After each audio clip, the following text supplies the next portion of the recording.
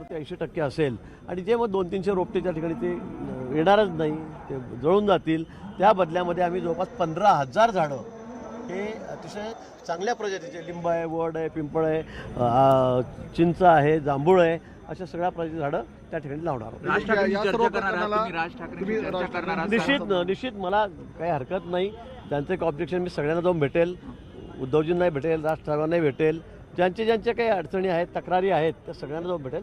त्यांचं पूर्ण शंकेचं निरसन झाल्याशिवाय आणि 15,000 झाडं आम्ही नाशिकमध्ये लावल्याशिवाय, लोकांनी ते बघितल्याशिवाय आम्ही या झाडांना हातसुद्धा लावणार नाही. समाजसेवक म्हणतात की विकासकांना जागा देण्याचा घाट आहे. अजिबात नाही. कुठेही विकासकांना आणि त्या ठिकाणी एकही झाड तोडून आम्ही त्या ठिकाणी कुठेही एकही झाड तोडून त्या ठिकाणी कुठे आम्ही शेड उभे करणार नाहीत, कुठले सेंटर उभे करणार नाहीत, कुठले बांधकाम करणार नाही. पण तसं तुम्ही सभागृहात निवेदन करणार आहात का? निश्चित प्रश्न आला, विषय आला तर आम्ही त्या ठिकाणी निवेदन करू आणि आमची भूमिका अतिशय स्पष्ट आहे.